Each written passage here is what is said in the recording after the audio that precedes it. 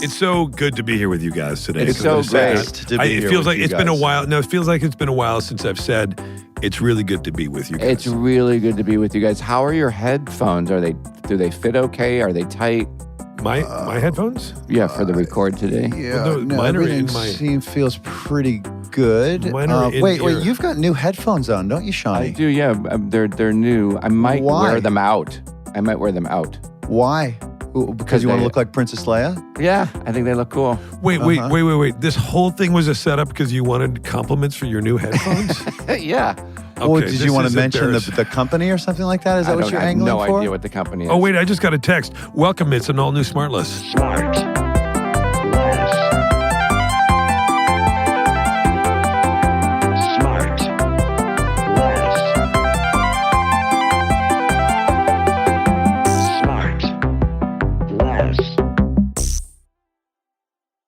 How about I fixed myself? No way. Guys, It's about time. I know how to fix myself. I saw now. you looking and then doing stuff. And I actually saw you do the class. You literally went like this. Yeah, tap the lips. Tapped your lip that's, and how, went- that's how the That's brain how you- works. Audibly went. It's a button on the lips. By the way, JB, you have ruined forever. I noticed it yesterday again. Somebody commented on it. Getting out of the car, I went, hey. Yeah.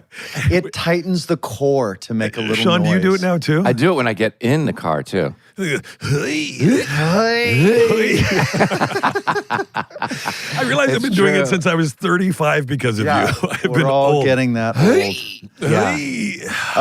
Yeah. So, well, this is what number episode is this for us? Are we north? We're north of Bennett, 200, Rob? right? Bennett, yeah, Rob, this- anybody? Over 250, I think. Yeah, we're in the 280s now. I can no, really. I can now. I'm basically my own tech support now. I Look know at how you. to find the little. We're very We don't. proud. We don't need to tell you 290 times. You know, that's the good news. It is true. Out of the three of us, who has the most technical problems?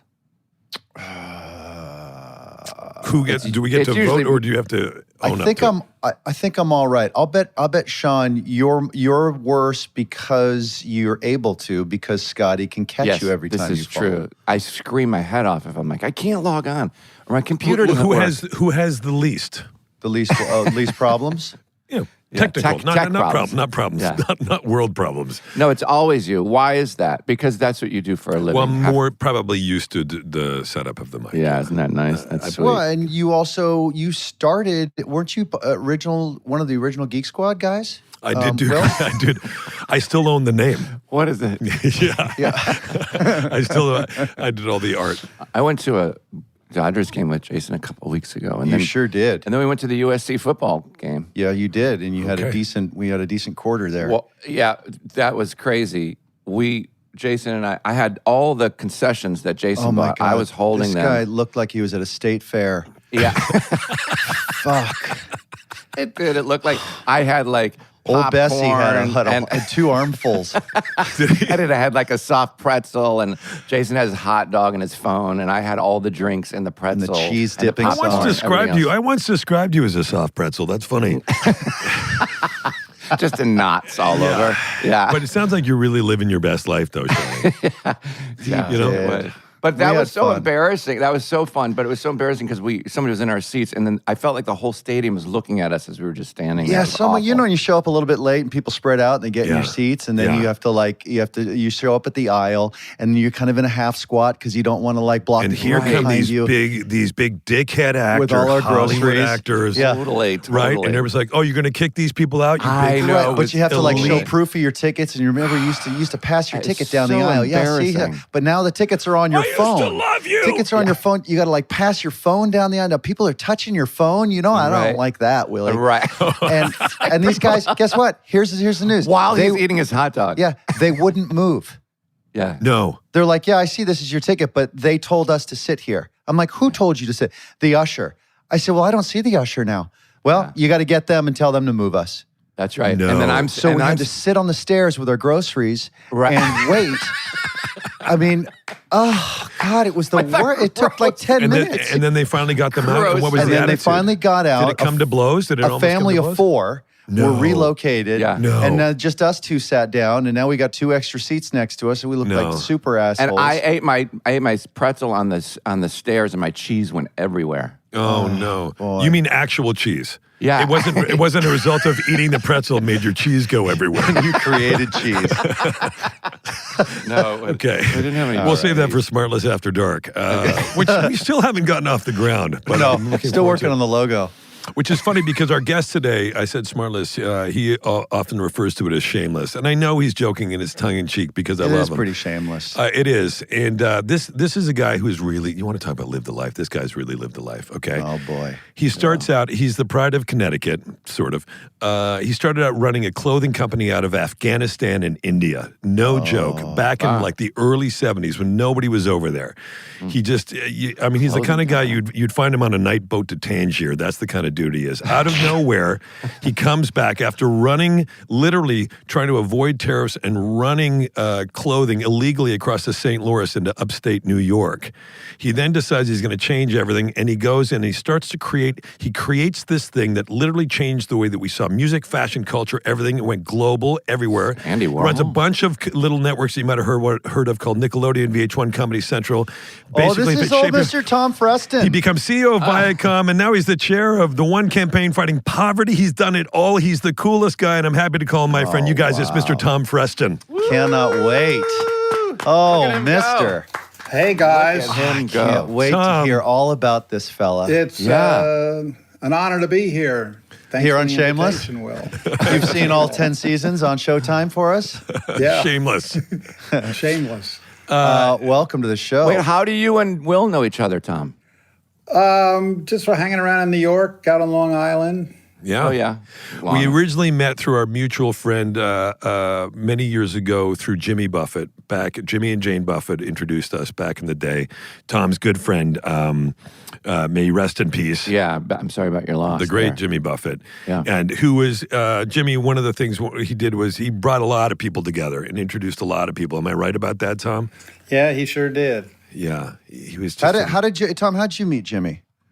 I met Jimmy in the basement of a bar called JP's in Manhattan in the 70s. It was like, at 5 a.m. you'd open up one of those Bilko doors or 8 a.m. and walk out in the sunlight like a vampire. But he would hang out there. It was like sort of a music industry hangout. So I met him there in 1977. Wow. And we just, would hang out and trips. I would travel with him a lot. He liked to travel. And that was especially good, especially after he bought a jet. Yeah, was he flying planes back then? Yeah, he could fly all kinds of planes, the Jimmy Jets. Yeah, he would was very serious about it. He could fly seaplanes, all kinds of big fancy ones as well. And Tom, he had a few. Jimmy also crashed a few planes, didn't he? He did. He crashed. He landed in Nantucket and sort of flipped it over. And that was just one. And there was other instances of Yeah, I remember malfeasance. one time when I told that story when they did that show at the Hollywood Bowl in honor of Jimmy, and I told the story about he was going to do takeoff and landings on this little island, and he said, I said, what are you doing this morning? He goes, I got to go get certified. I'm doing takeoffs and landings. Do you want to go? And I go, yeah. And then he left the room, and Jane turned to me and she goes, dude, he's crashed like 3 planes. You're not getting on. Oh, my God. The key word there is training. Do you want to come for training? No. So Tom, I want to go all the way back. By the way, Tom's got a book that we're gonna get into Tom's book in a second because I read it a while ago and it's phenomenal. But it's called Unplugged, which is fantastic, which is I think out now, right, Tom? It comes out November 18. Yeah. So, but again, we've known each other a little bit over the years, but I read your book. So, Tom, walk us through. And I wasn't joking when I said you started a clothing company in Afghanistan and India. Yeah, I want to know how and why. 1970. How is one able to do that? Well, let's see. I had been working in an ad agency in New York. I got assigned to Charmin toilet paper. Sure. Tough account, working with Mr. Whipple. And my old girlfriend was in Paris, called me and said, hey, you can't do that. Come with me. We're going to cross the Sahara Desert. And I quit my job, and a week later I was on a plane, and I met her, and we traveled around, and then she left, and I kept going. I tried for a whole year, and at one point I met some woman who said, you've got to go to India. That's the greatest show on earth. So I did do that, and I ended up loving India and Afghanistan. And I tried to figure out, how can I live here? This is like living on a whole other planet back then. And what year-ish? This is 1972, so I stayed through 1979. I started a couple of businesses.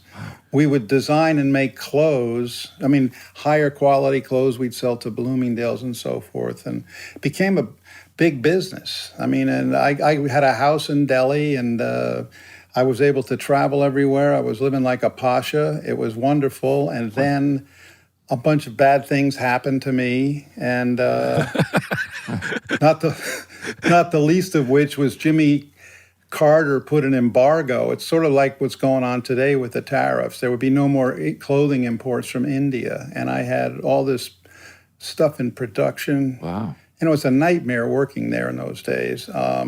So I actually ended up smuggling 3 tons of stuff in from Canada. Yeah, wait, Tom, take us through that. So you get, by the way, this is before, obviously before the internet and all that stuff. So you guys, this is all sort of phone calls, and everything takes a little bit longer. And now you've got all these goods that you're sitting on, and you got to get it into the States. And so you decide what? Well, I had met in my years there all these smugglers. It was sort of rife with drug smugglers, and they would always say how easy it was to smuggle stuff into the United States. Wow! By just by putting it on a plane and just nobody checking. Well, no, they would send stuff in shipments. Yeah. They would take stuff across borders, but in this case, I was allowed to bring stuff legally into Canada, and I figured if these long-haired goofballs could do it, I could do it, and I felt like I wasn't really committing a crime. It was really foolish, I admit. But I figured get some money back. I felt I had really been ripped off by the government with no prior announcement or anything. So that was the end of my business. And I also had my business in Afghanistan kind of vaporized because there had been a communist coup there. Right. But Tom, can you for a real soft Hollywood idiot like me, this whole thing sounds just so foreign from anything I would ever imagine, let alone pursue. He won't go east of La Brea. Put it that way. Yeah, okay? it's just forget it. Or south of the airport. What was your life like at that age, at that time, that gave you either the courage to have this wanderlust, or maybe the opposite of courage? There was just stuff happening in your life. It was like, fuck all this. I just want to go to the end of the earth for something completely new, something completely different, because this ain't working. Yeah. What was it? One of the two? Yeah, it was more the latter. It was the 60s, so there was a lot of alienation around. Freedom sounded like a good option. I decided early on I didn't want to really have a mainstream kind of life. I had taken a year off and sort of bartended around. But you had gotten your MBA, right? Yeah, I had an MBA. I did that. That was a way to stay out of the draft in those days. Right.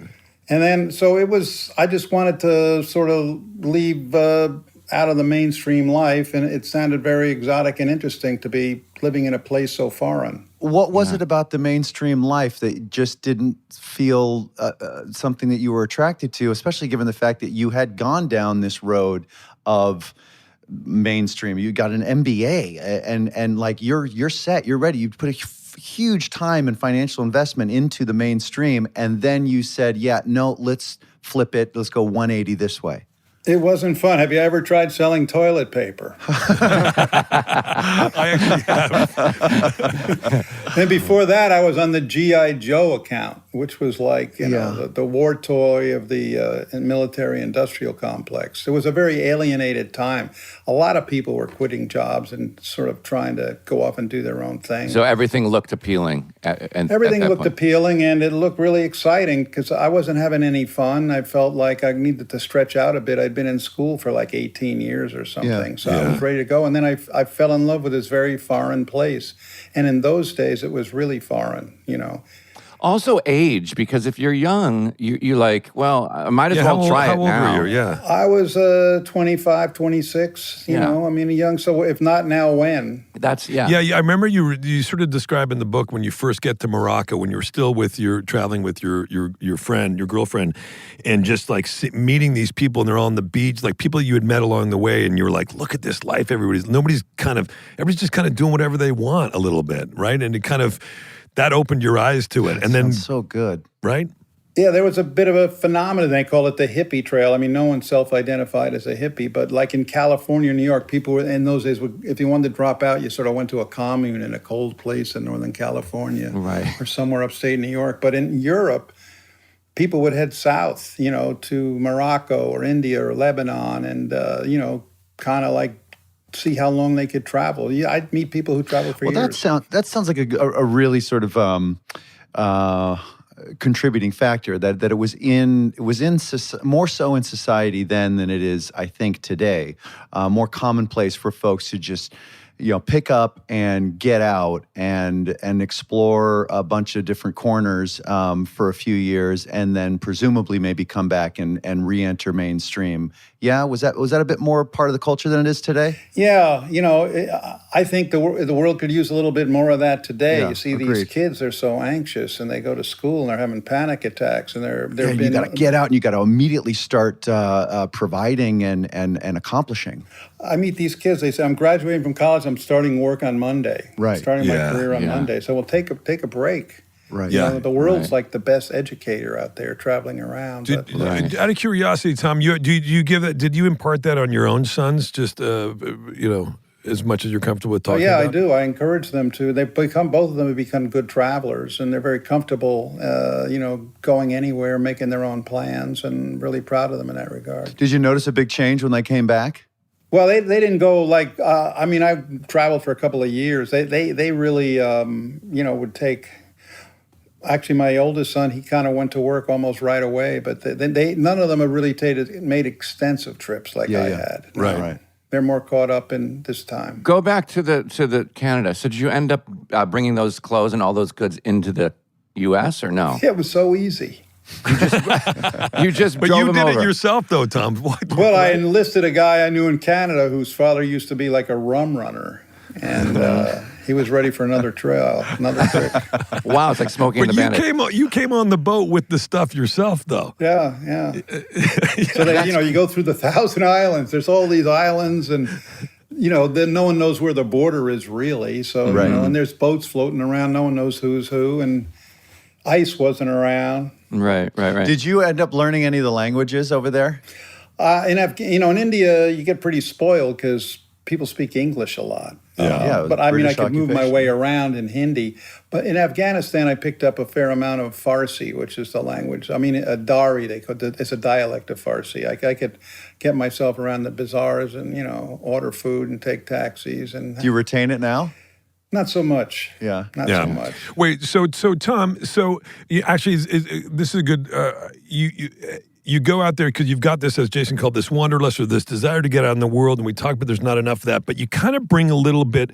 You leave on the sort of because you don't have a great corporate experience in that you're working on Charmin and GI Joe, and you're like, fuck all this. You go out into the world, and you come back, and you kind of bring a little bit of that rebel attitude with you because you re-enter into a corporate environment a little bit.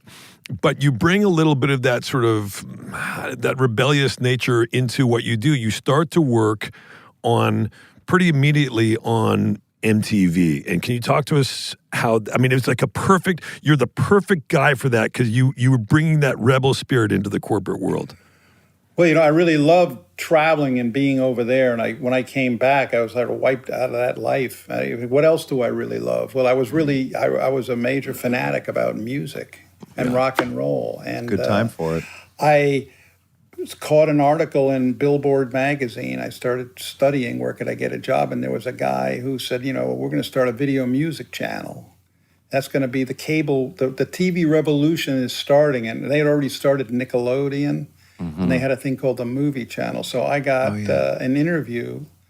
My brother knew a guy who had just gone to work there, so I got an interview, and I made this case. And finally, there was a guy named Bob Pittman.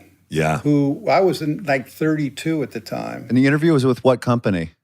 Then it was called Warner Amex Satellite Entertainment Company. Wow. Doesn't roll off the Catchy. tongue. It was a joint venture of Warner and American Express. Yeah. Wow. So this guy, Bob Pittman, who was 26, never bothered going to college. He was a big star. They call him the long-haired, one-eyed hippie. And he programmed these radio stations like with Don Imus. He would have got along with my mom. My mom had one eye.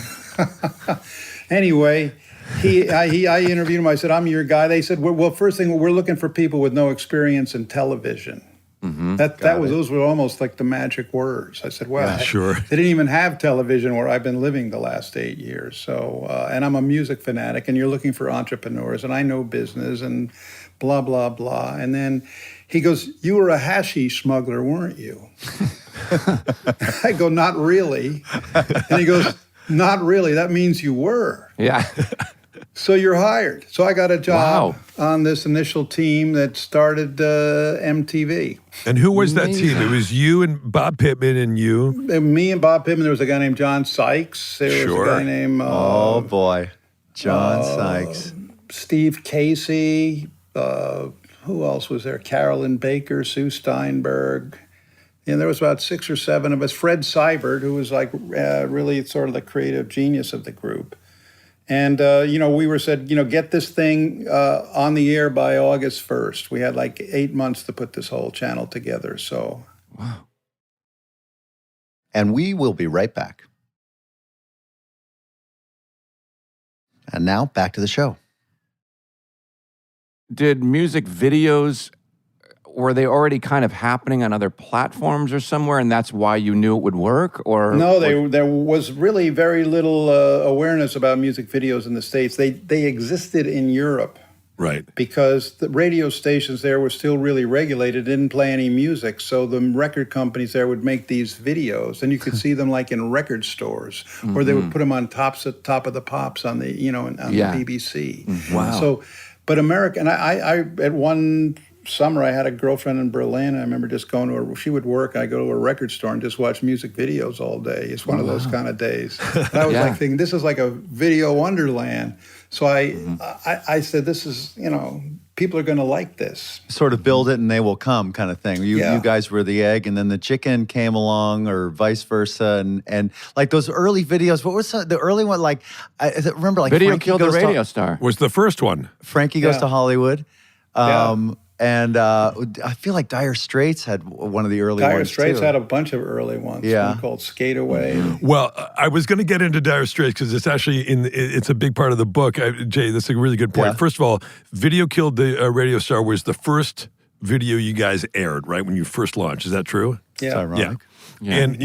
And you guys also, you started this thing, but I've heard stories from you and from Sykes that like you guys had like basically like a closet with like a phone with like call waiting on it, right? You guys, it wasn't a big operation. That's called the Cheapskates second line. So then you guys started this, and then but then Dire Straits had.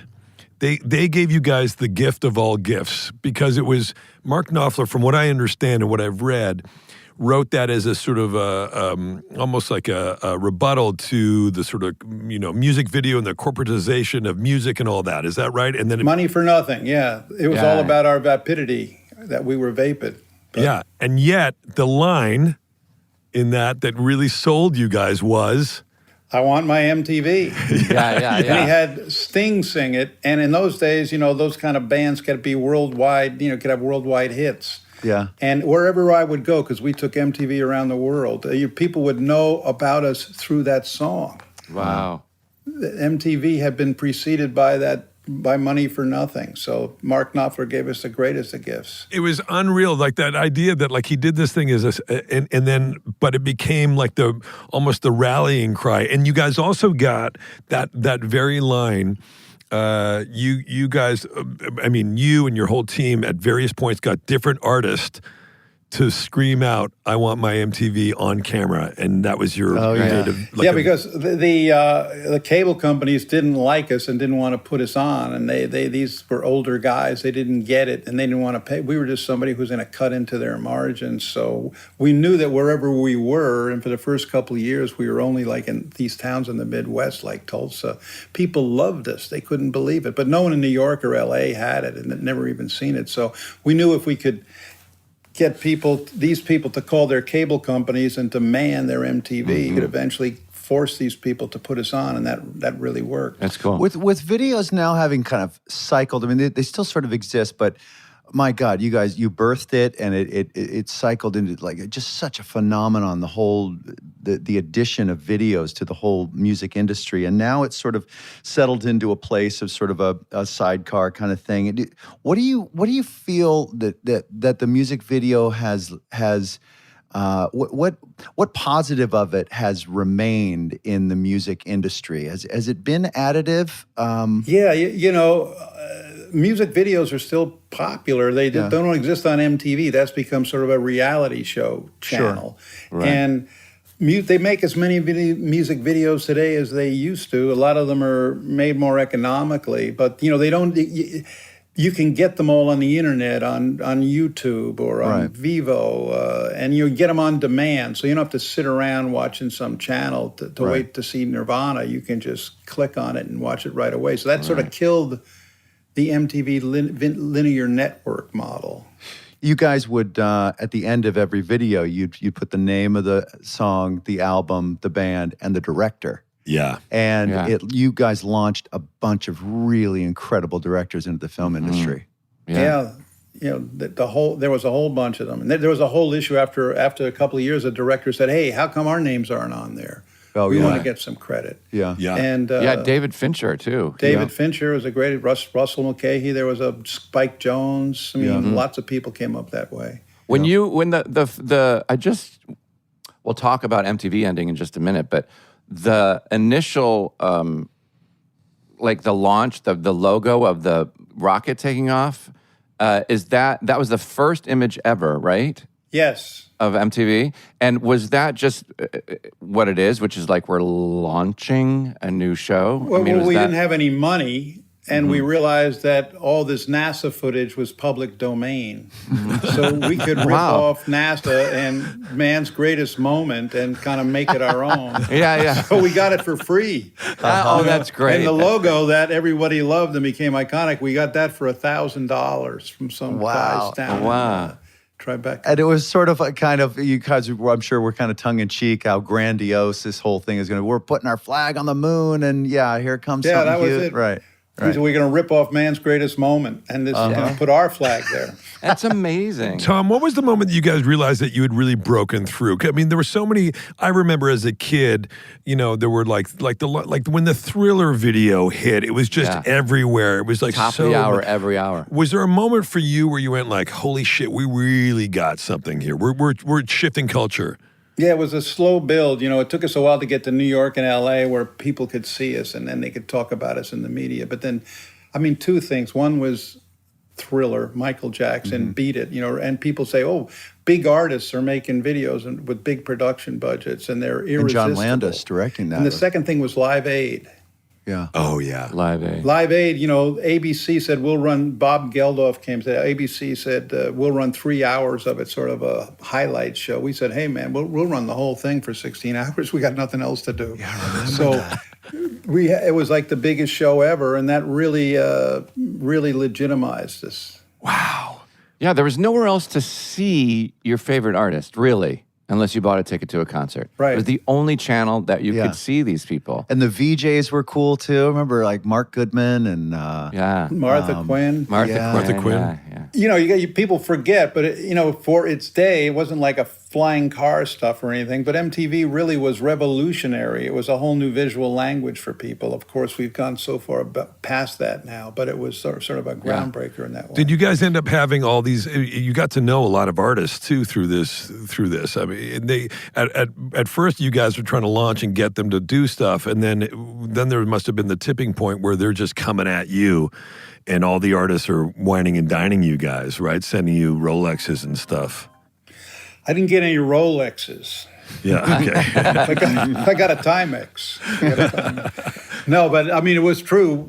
We used to get like 4 or 5 videos a week. Then we were getting 50 or 60. And so there was record companies set up whole departments just to service MTV. Yeah, I'll bet you guys were a real belle of the ball. All these record label heads were probably working you guys like they used to work radio stations, right? Where they would ask for certain placement of certain videos at certain days and times, maybe? Yeah, it was, we were the biggest radio station in the nation. Yeah, right. And it didn't always bring out the best in some of the people at MTV, when you had that kind of Sure. power. And what did you think or feel when just recently they announced it's no longer, right? In Well, some markets? they announced that in the UK for a bunch of channels that just play music videos, and the MTV channel that just plays reality shows, Right. Which really bugs me, but whatever.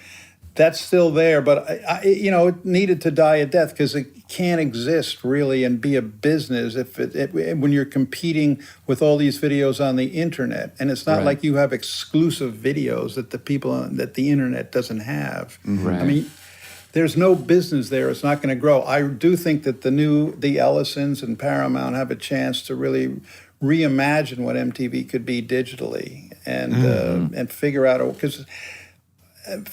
a way to put together something more interesting than's out there now, which is a lot of sort of siloed, algorithm-driven. Yeah, well, those fast channels. If you want a fast channel, you could just pick your favorite artist like Taylor Swift and just click on her and just watch all her videos. All right? her You stuff don't need in one-stop shopping.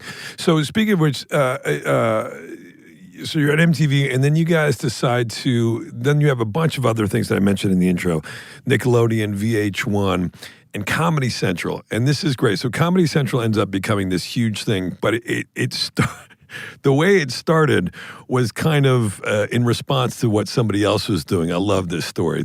Walk us through that a little bit, how Comedy Central came to be. Okay, I was having a staff meeting one day, and someone slips me a piece of paper to say that HBO's just announced they're going to do a comedy channel. They're going to call it the Comedy Channel. And we went, oh, wow. They're getting into our business. They were the pay TV people. We were like the little low rent basic people. We said, well, that means they're going to get in our business. They have a lot of money. They have you have to do all these big stand-up shows with Robin Williams and everything. What are we going to do? I said, well, we're going to announce our own comedy channel the same day. Let's announce we're doing one too, because then we'll be in every article that's ever written about that their competitors also doing a comedy channel. And you had no idea Wouldn't have a name or anything. But we had this thing called Nick at Night. And we would take like old TV shows and repurpose them and repackage them and everything. And so if the worst comes to worst, we can do like a version of that. But let's put our hat in the ring. And so we had a big battle with them for a couple of years, and finally we merged, and it became Comedy Central. And they because I thought if this worked for them, then they'd launch a music channel, and a kids channel as well, and be head-to-head competitors with a lot more money than us. So you basically started. You hear our competitors are starting a comedy channel, and in that moment you go, let's announce it so anytime they get mentioned, we get mentioned, and we don't even have a product yet. Right. And you said, and you were amazing. like, and I remember reading in the book, you said to Frank Biondi, right, who you worked with over there, and you said to him, you're like, look, it'll buy us a couple days, and then by the time we have to make the actual announcement, we'll have time to come up with a name and what we're going to do. Is that true? Yeah, he was. I put him on the speakerphone to my staff, and he says, "Yeah," because he had left HBO, and he did not have a great relationship with Michael Fuchs, who said he was like the king of this was his baby. So Frank was all in, fighting like tooth and nail against. We're like a guerrilla operation, fighting against HBO, and I think HBO couldn't believe, that we did as well as we did. It was all in smoke and mirrors. And so when did you come up with the name? How did you come up with programming and the whole thing for the channel? Well, initially we called it, like the 2 days later, we called it Ha, the TV comedy channel. 'Cause it was Ha with an exclamation point. Sure. You know, and we had a great logo. And it was TV comedy, because what they were doing was just, they were going to rip like funny scenes out of, TV shows and movies, and some stand-up guys in front of brick walls, and just put them together when they'd have like their equivalent of VJs. It would be like an MTV model. But, we didn't think that would work. We actually had tried that once. So we thought, well, we'll just run comedy shows. So I did things to create headlines. I hired Fred Silverman, who programmed all the big networks at one time. We did deals with like Brian Grazer, and, we licensed stuff from Norman Lear. And we just would continue to throw out announcements. So we got Saturday Night Live, the original 5 years of that, 75 to 80. And we built up a decent show. And then when we merged, we had to come up with a name, us and HBO, and Comedy Central was the name. And then the turning point for Comedy Central in your book that you describe is what really set you guys off was when you hired Jon Stewart. Is that right? We had hired Jon Stewart before. He was on MTV in the late 80s, early 90s. He had a show called The Jon Stewart Show. Yeah, I remember that. Yeah. It ran for a while. So John was sort of in the stable. We never found him. And we actually had a guy named Craig Claiborne on The Daily Show first, who was a different type of guy. And then we replaced him with Jon Stewart. And John's vision was, look, let's just not do pop culture stuff. Why don't we take a crack at the news? Well, I'll be a fake newsman. Yeah. And he got his voice doing that, and just got better and better. I mean, I just watched, he's on every Monday night again still. I mean, he's so brilliant. He should run for president. Perfect. But we had, what came out of that was we had Jon Stewart, Stephen Colbert, John Oliver, Samantha Bee, Bill Maher was on our channel first, Dave Chappelle. I mean, it was a good launching place for young talent. Jimmy Kimmel had The Man Show. You may remember that. Yeah, I remember that. Tom, you think about, you name these people, all these people, musical artists, comedic voices, brilliant voices who came up under sort of the umbrella of stuff that you did. Do you get a little satisfaction when you watch people now all these years later, like, yeah, I was right about all of this? Yeah, and in truth, I wasn't the person who like picked everybody. Yeah. I mean, but we had a great team there, and we were always looking for edgy new talent that was coming up and get them young, and then they'd leave us. Like Bill Maher was on Politically Incorrect, and then ABC hired him, and then they fired him, and he ended up at HBO, and his show now is spectacular. And so you see now the front line of people who were sort of like the resistance almost. Politically, it's all these comedians, and so many of them had their roots with us, although they have been in other places for a while. Colbert, Kimmel, Maher, and so on. And Steve Carell, too. And Carell. Steve Carell. Yeah. So then, go ahead. No, go ahead. Well, I was going to say, so then, because I want to get into all the one stuff, God, we don't have enough time for everything. Tom, your life was too full. So you while you're at Viacom, you become CEO of Viacom ultimately, and you work for a guy called Sumner Redstone, which was, he was a difficult boss to serve. Is that a good way to put it? That's very fair, yes. Yeah. He fired every CEO, including me. Including you. And so you knew, so he hires you as CEO, and that means what? That means your days are numbered, basically. That means how long till I get fired? But the thing is, he always liked to fire people on holiday weekends. So, like, he fired Frank Biondi on the 4th of July. He fired Mel Karmazin, like, on the Memorial Day, and I got it on Labor Day. So if you could make it through the summer season, pretty much you had another year of good times ahead. Oh, wow. And one of the reasons, one of the things that I know there were a lot of issues, and you talk about it in the book, and you and I have talked about this before, it's widely known, there was a thing called, one of the first social media sites out there was a thing called MySpace. And it was up for grabs. And he wanted it. I'm still on it. Right? Sean's still on it. It's his main source of communication. Yeah. So he wanted MySpace, and so did News Corp, right? Is that fair? Well, Sumner had never heard of MySpace. He didn't hear about it until he found out that Rupert bought it. And then he found out we'd been kicking the tires, and we never made a bid to buy it. But Rupert bought it, and he went on the covers of all these trade magazines as the new media visionary, and that really annoyed Sumner. Yeah. And he bought it for $560 million. I'll just say, ultimately, Rupert sold it for $30 million. Wow. I'm still waiting for a thank you note. Yeah. But that was one of the reasons he cited for firing me. And right, one of the reasons, which is you did him such a favor, and the other thing was, you early on saw the power, the potential maybe of YouTube. Is that true? Yeah. Yeah. YouTube kind of took away all of MTV's mojo, ultimately. I mean, who could have imagined what YouTube's become today? If you check out like YouTube TV and everything, it's amazing. And it's been around forever, and they still say it's the, quote, future.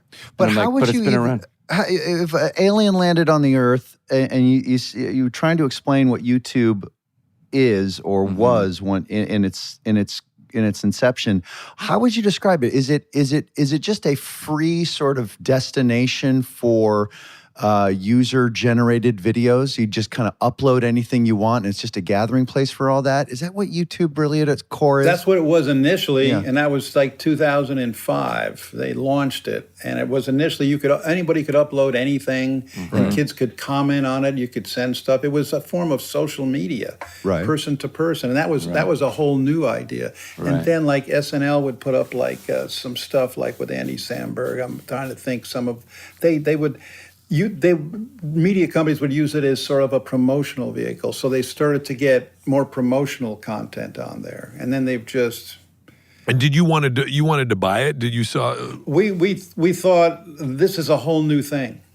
And the world is going in this, we had the TV revolution, now we got this digital revolution. And in this digital revolution, this social media thing where people can communicate directly with each other. Right. And people like us aren't gatekeepers anymore. We thought, how do we get in on this? You got to own a platform. Right. And we made I wanted to make a bid on it. But it was difficult for a company like us. I mean, ultimately, Google bought it for $1.6 billion. The Viacom board thought it was a copyright infringement machine. It would make us liable for lots of lawsuits. And after I left, they sued them for $1 billion and lost 10 years later. Wow. But no one could have imagined what YouTube was able to morph into. Right. Which is... But you did see that there was the potential, even though you didn't know exactly what it would become. Imagine how different the world would have looked had Viacom purchased. I mean, for $1.6 billion is right now the deal of the century. They're worth almost $600 billion, YouTube. Wow, that's unbelievable. I mean, that could buy all the media companies a couple times over. Wow. And then $600 billion. On the side of that, you also helped these guys start Vice Media as well, right? You were instrumental in getting... I worked with Vice for a bunch of years. Yeah, that was a wild ride. Yeah. That's another book. That was a lot of fun too, though. Yeah. And it crashed. Yeah. That was. It's still around though, isn't it? No? It's barely around. They have a little studio operation. They kind of imploded a bit. They had a great run when they had that HBO series on that really kind of made them famous. They had a whole suite of YouTube channels and. Does after all of these successes, does any part of you still want to be involved in media? I'm happy now. I'm not in it. I mean, it seems like a lot of the fun's been taken out of it. A lot of the money's been taken out. You look at these companies that are sort of stripped down and are forced to consolidate. I came up, it was a more optimistic time. Things were moving in an upward direction. Things were ascendant. Now it's like, I have to tell you guys, you're all in Hollywood. You know what the situation barely, is. Tom. Yeah. Barely. Yeah. We'll be right back. And now back to the show. It does seem like, though, that we are at a bit of an inflection point that's not too dissimilar from sort of the launch of something like a YouTube, where were it not for the invention of the internet and then the personal communication device, those two things together were the necessary components that make up a YouTube. Now we've got something similar, perhaps in AI and its ability to be transformative and create these new platforms or entertainment options, or what we have no idea about. Some ideas are scary, some ideas are interesting, but like maybe we're at another kind of launch moment. I'm sure I'm sure you read very interesting books and niche articles and periodicals and things like that. Does it not hold some kind of interest to you? Like this moment of pioneering, maybe? Yeah, and the whole AI thing is sort of daunting. Yeah. I mean, on one hand, you've got people saying that it's going to create these machines that are going to kill us all. And on the other hand, it's going to open up this great new world, and it's going to then someone else say, yeah, it's going to put 20% unemployment on But the it seems board. like the big brains like you are really the only people that are uniquely qualified to really kind of cut through all that and say, yeah, it could be this, it could be that, but it also can be steered and can only be really properly steered by somebody that has a combination of your creative acumen and your business acumen and your time in the industry. So are you not interested or excited to kind of grandfather some of that in there? I'm sort of following it all. It's not that there's not a lot of smart people involved. These AI guys from, you always say, well, they're from up north, and you can see the battle in Hollywood. They need the media savvy too, though. Yeah, they're not this media savvy, but they're going to create new media. I'm curious and I'm watching, and they're just the amount of money that's being invested is just mind-boggling. But they need someone like you to steer it, though. You got, I put might your have to hand come up. off the bench. Yeah. Come on, get in there. Wait, Tom. We need Speaking you. of coming off the bench, if you were 26 and 26-year-old Tom Freston today, and you were just coming back from being off the grid for a couple of years, and you were going to start in this world today, what would you launch? Yeah. That's a good question. Well, I'd want to do something that I really liked, so I'd probably find my way somehow to the entertainment media business. I would probably there and say, well, now, to your point, it is sort of in an inflection point, and you'd want to align yourself with someone who's smart. That's a business that's ascendant. So if you get in it and you choose the right place and they got the right plan, you're likely to be able to move up. Yeah. And I don't know which place that is, but that's probably where I would gravitate. And I feel confident that they're going to figure this out somehow. Yeah. In a way that doesn't put everybody out of work in the entertainment business. Because, but I just heard something today. They have Channel 4 in the UK has these newscasters that are AI generated that sound exactly No like. way. Really? Yikes. Exactly like it could be one of you guys talking. Well, Sean's got wires coming out of him. It sounds like you are satisfied for sure with your accomplishments, as well you should be. And so, have you given yourself a chance to sit back and look at that guy who went off to India and Afghanistan and started in advertising and got his MBA and all that stuff? And have you landed at a spot that is satisfying to you, given where you started, your frustrations early on, and it seems like you managed to create a space for yourself that combined all the things that you loved and that you were good at. Well, I kind of went full circle. If I look at my life in chapters, the chapter now I'm doing a lot of not-for-profit work. For like 18 years, I've been working with Bono as the board chair of the Sing to One campaign that really focuses on extreme poverty, infectious disease in Africa. Okay. And I find that very satisfying work. We have RED. You're probably familiar with some RED stuff, with the Apple and everything. And that's interesting, keeps your arm into the private sector. But, and it gives me a chance to really explore Africa a bit more, which I also enjoy. But so I'm sort of in that phase of life, I guess you could say. I'm it's not like giving back, but I enjoy this kind of work, and I like being an observer of what's going on in the media and entertainment business. Well, you also, it is giving back. And you did start, you started a media company in Afghanistan, which still exists today. Yeah, right? I did that. I went back to Afghanistan for 10 years until the Taliban arrived, and built up a TV network there, which was fascinating. That's Wow. great. And not the not for profit, but meaning like you did that as it's not like that was like going to be a huge windfall. It was more, it was sort of giving back to a place that you really loved, and you described the people, especially early on in the 70s when you first got there, and what a wonderful place Afghanistan was. And now you've got these people who are there sort of holding the line, still doing it, right? Still broadcasting.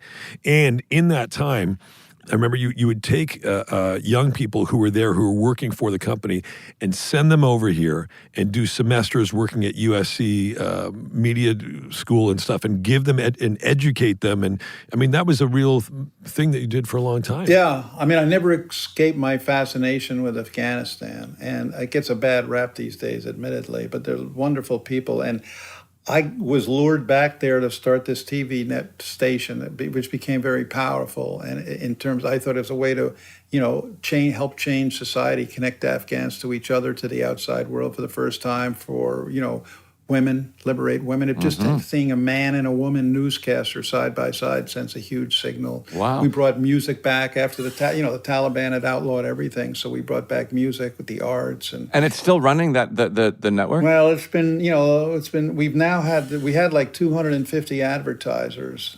Now we're down to one. Wow. And it's energy drinks like Red Bull kind of stuff. That's what they have there because there's no alcohol.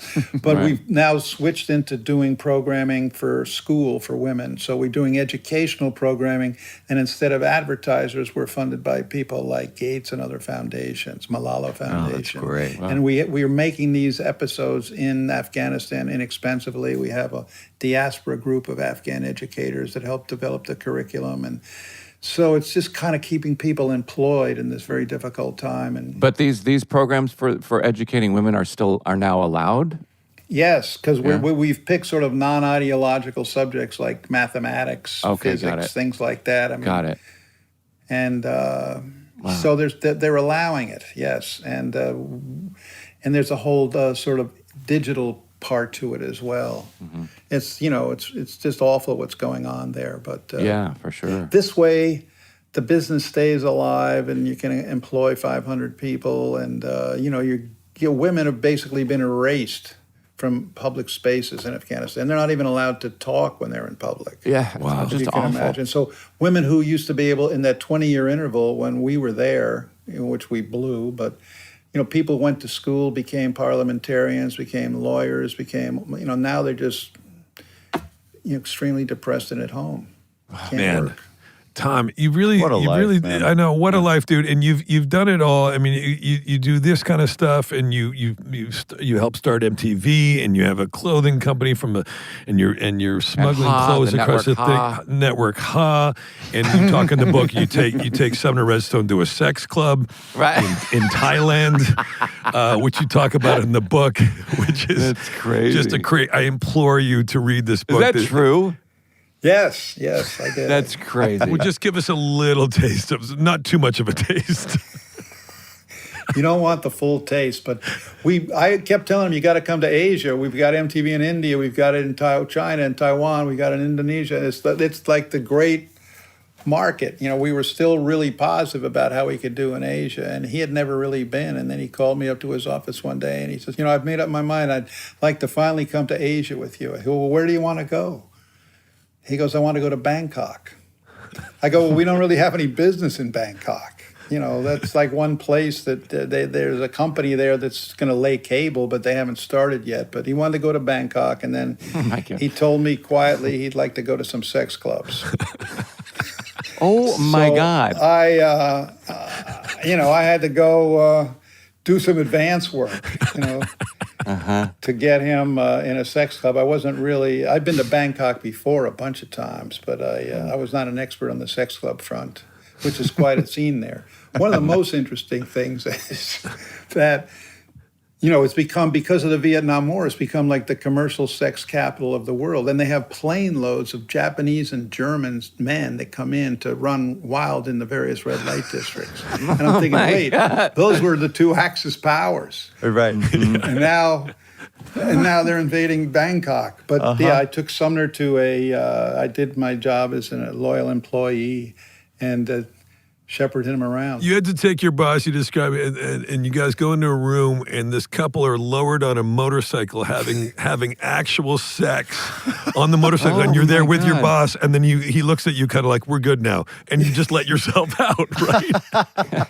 Well, no, I had to take him to another club after that, but the interesting thing about that club was it was just filled with like regular people, Thai people and everything, and you hear this roar, and a motorcycle slowly comes down, the small Harley, and there's this couple on there, and they're naked, and they're all greased up, and they're doing it, and the guy's revving the engine. Oh my God. And after a while, the people in the bar, the locals, they're not even looking. It's like people are fornicating on a motorcycle 2 feet over your head. Yeah, we got it. Yeah. Would you like another beer? So then they got amazing. pulled back up into the ceiling. Yeah. And then you did everything you talk about. You literally, people go like, from here to Timbuktu, you literally went to Timbuktu. I want to end on the time you went to the music festival. I remember when you and Jimmy were going to go, you were talking about it. And you and Jimmy Buffett went to this music festival, right? It's a festival in the desert, out in the middle of the Sahara. Yeah. So how did Like Burning Man, or like talk about your journey? Burning Man with people on camels. It was like the local Tuareg people would come. It would be like we love West African music, so I got a few other people, Chris Blackwell, my friend Bill Flanagan. We flew to Bamako, the capital of Mali, and then we got a plane. We took the Jimmy Jet. We flew to Timbuktu, and we landed in the Timbuktu airport. People, there's nothing there. There's no planes there. People are just running at our plane trying to sell us daggers, And it was like you're in the middle of nowhere. It's like a town in the desert. And we had to drive a bunch of hours from there to get to the festival. And you had your own security with you and a driver. Talk about that. Yeah, we had one security guy from Bamako, and then we had another guy. And then when we got to Timbuktu, so we got to find a guy who knows how to get there. So we need a local guy who can find his way to the festival. So we hire this guy, and we set out one morning to go to the festival. And we're winding our way through the sand dunes and going and going and going. After about 4 or 5 hours, the security guy goes, stop. And he gathers the local guide and gets him out, and they start screaming at each other. We don't know what's going on. Then he puts the guy in a headlight, takes out a gun, sticks it to his head. He says, I'm going to kill this motherfucker. Because he is taking us, we're going in the wrong direction, and he was taking us to an Al-Qaeda. Al-Qaeda was kidnapping tourists in that area, and there was just over the border in Mauritania, there was a Germans that had been holding for a year, and we were on our way there. And he said, and I'm a little bit buzzed, and I'm looking at this, I'm going, Jesus Christ, man. I just came out in the desert to hear some music, and now I'm going to witness a murder, and I got a turban on my head. Jesus. So Jimmy said, let the guy free. We just leave him in the desert, and we picked up like a guy who was a hitchhiker. He had a cell phone with a Bob Marley ringtone, and that was enough. He said he knew how to get to the festival. So we put him on board, and off we went. You could just watch MTV. You don't have to go all the way across that. It's unbelievable. Man, what a life. It sounded like a good idea. Yeah. Well, good news for if you're like me, or you finish listening to this guy talk and you're envious that you have not lived a life even halfway as interesting as him. The good news is we've got a book to read about it. Yeah. So thank you for writing that. Unplugged Adventures from MTV to Timbuktu, on sale as of November 18th. from the great Tom Freston. Proof that there's a big world out there. Get out into it, which is I say all the time. And boy, did you do that! Yeah. you are Incredible. an inspiration to a lot of people, including me. You always have been. You're a great dude, and honestly, I read this book. I devoured it. It's so good. So, Tom, thank you, man, for taking. This has been a long time coming. I'm so psyched that you came on thank you, today. Will. Thank all of you. It's great to chat with you guys. I'm You a regular. too, I'm a Tom. regular fan. Yeah, and nice meeting you, Tom. Love the podcast. So. Thank you Thanks, so Tom. much for coming on and talking to us. Thank you, the Yeah. great Tom Freston. You guys. Take Thank care. you. Bye, Thanks, guys. Bye, Tom. See you, Bye. Thank you. Bye, bye. Bye, pal. Oh, Wow. boy, I'm uplifted and also depressed at the same Yeah, time. exactly. I know. You know? That's exactly how I feel. I know. I'm feel like, wow. fuck. You know, there was a time when, like, I think I've probably told this boring story before, but you know, when my career was, you know, in a real dry place, and I No, thought talk about that. I thought about going down to the Tom Bradley terminal here in LAX, the international terminal, and just picking a destination up on the board and just I love that. just Yeah, going you can there still and go, you starting can still over. do that.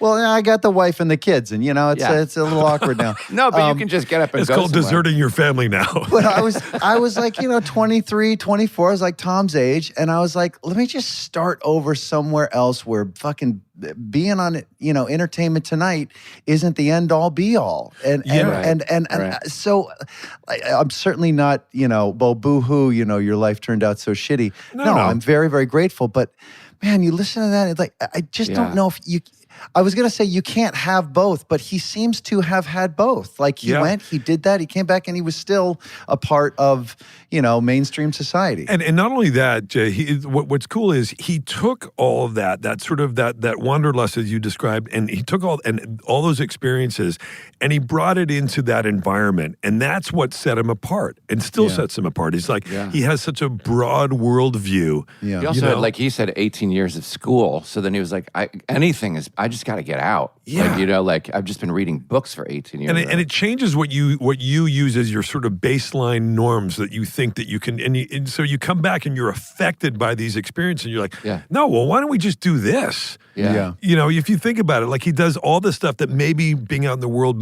he might not have had, but then he's like, yeah, we're at MTV, we're going to start this, and we're going to start this comedy It's like channel. a drug. It's like it fuck changes your right? mind. And like, oh, YouTube, let's buy that. And everybody's like, no, Tom, no. I wonder if that doing it at that age though is much more meaningful and significant than doing it, let's say, like, you know, maybe after Maple goes to college, you know, Amanda and I take off and we start doing all this travel. Like, are we too set in our ways then at that age, at No. 60, going around and like, No. can you really be affected? Yes. as Well, there's much? one way. Yeah. There's one way to find out.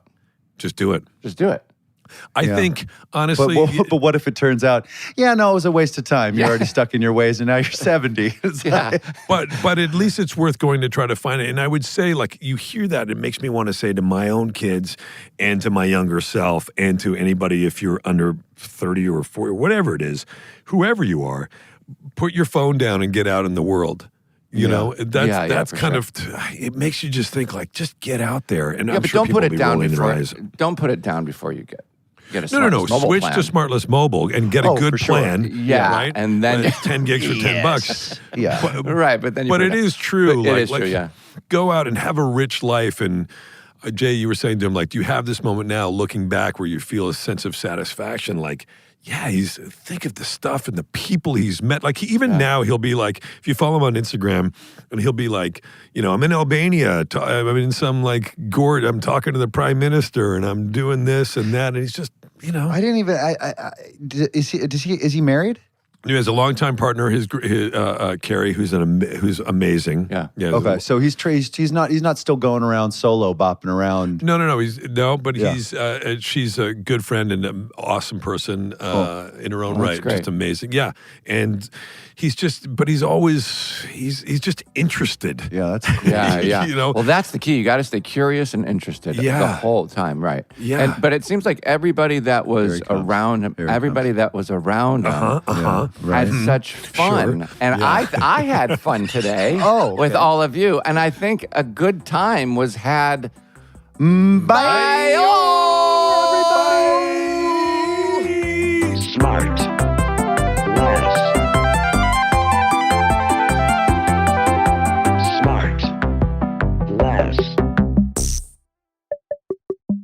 SmartLess is 100% organic and artisanally handcrafted by Bennett Barbaco, Michael Grant Terry, and Rob Armjarf. SmartLess.